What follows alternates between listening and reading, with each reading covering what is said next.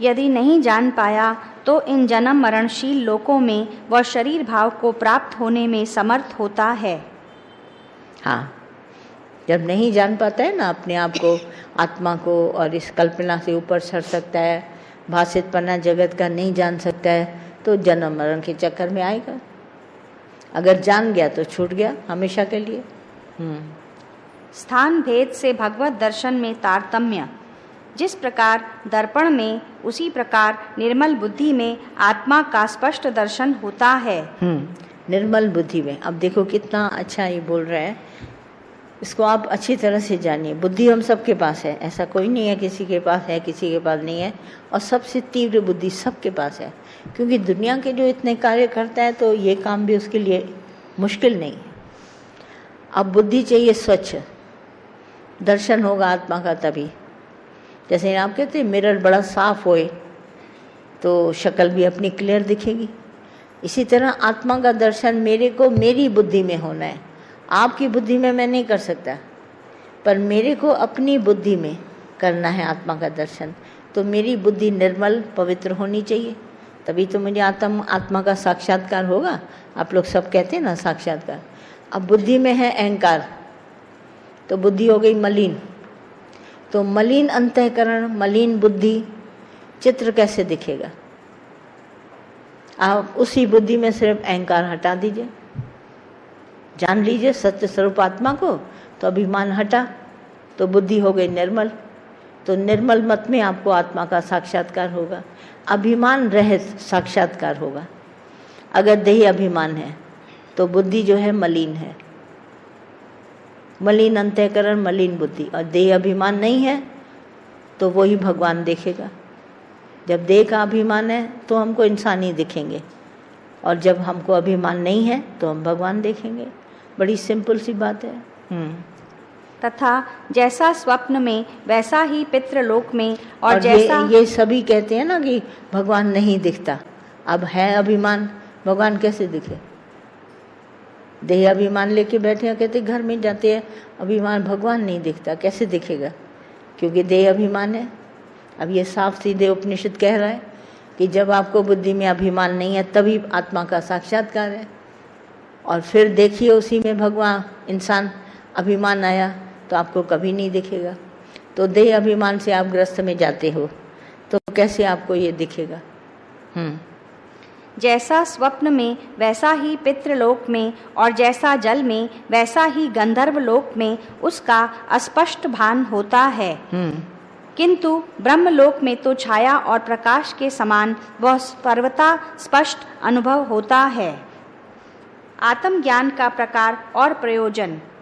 पृथक पहले इसको बात को जान जाओ। कहते हैं जब बुद्धि निर्मल हो गई और आत्मा का साक्षात्कार हो गया, भगवान नजर आने लगा, फिर आप किसी भी लोक में जाइए, पितृलोक में जाइए, कहीं और जाइए, मलिनता में जाइए, आपको भगवान दिखेगा ही दिखेगा 100%, क्योंकि आपकी बुद्धि निर्मल है। अभिमान रहित बुद्धि निर्मल और अभिमान सहित बुद्धि मलिन।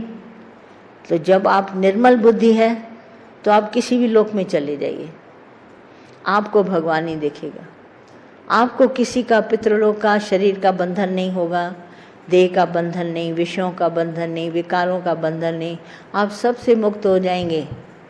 अब अगर आपकी बुद्धि में अभिमान नहीं है, एक अभिमान ने इतना रोला डाला है, एक अभिमान ने इतना रोला डाला, और हमको इससे छूटने के लिए निरभिमानता का ज्ञान कि भगवान तू है सब करा रहा है, मैं नहीं करता।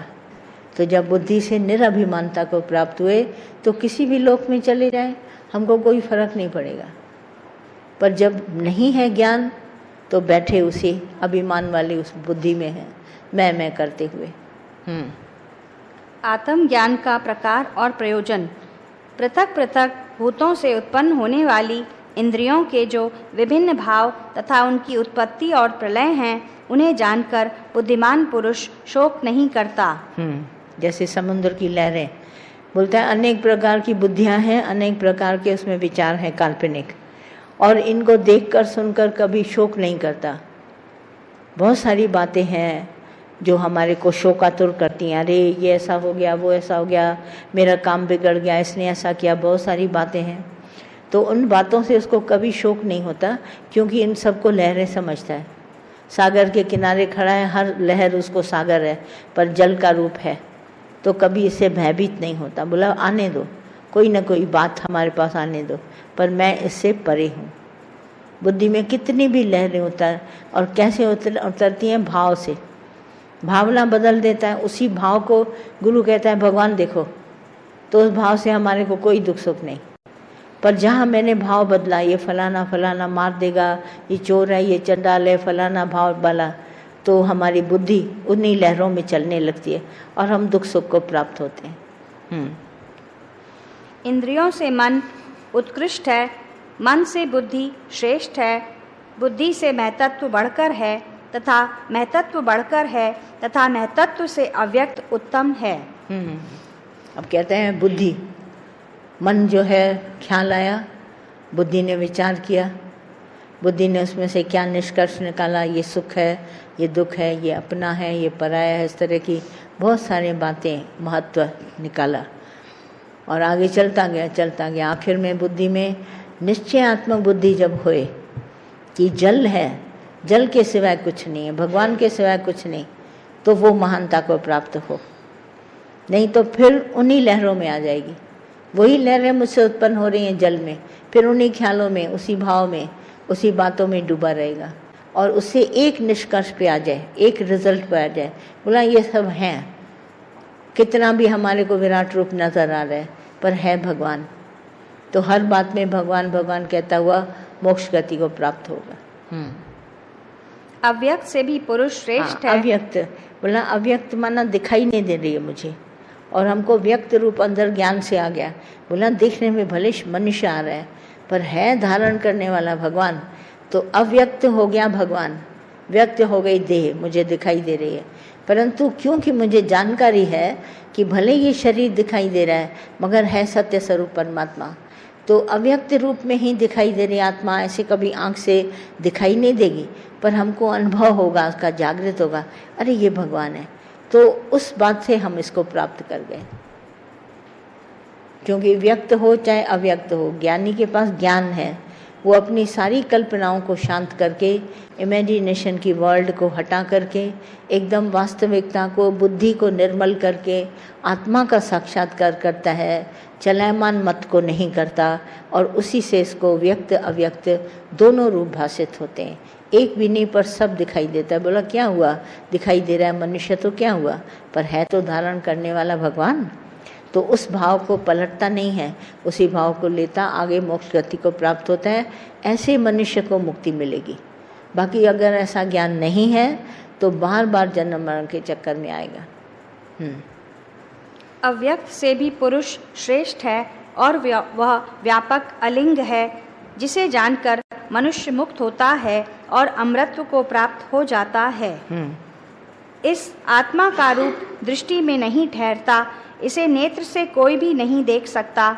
ये आत्मा का तो मन का नियमन करने वाली हृदय स्थिता बुद्धि द्वारा मनन रूप सम्यक दर्शन से प्रकाशित हुआ ही जाना जा सकता है। जो इसे ब्रह्म रूप से जानते हैं वे अमर हो जाते हैं। बोला इसको जानना चाहते हो तो सम्यक दृष्टि लेनी पड़ेगी, माना समानता की दृष्टि।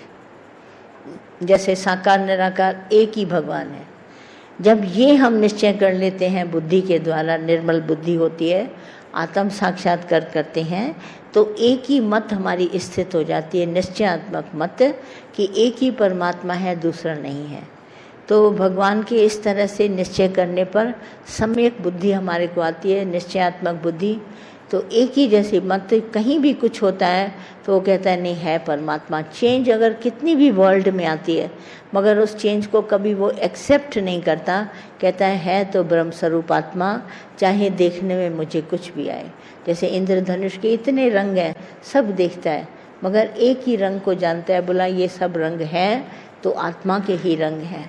अनेकों रंगों को अंदर में मोक्ष गति को प्राप्त करने के लिए सम्यक बुद्धि में स्थित हो जाता है। रंगों में भेद नहीं जानता, क्योंकि उसका भरम गया तो भेद भी गया। दोनों रंग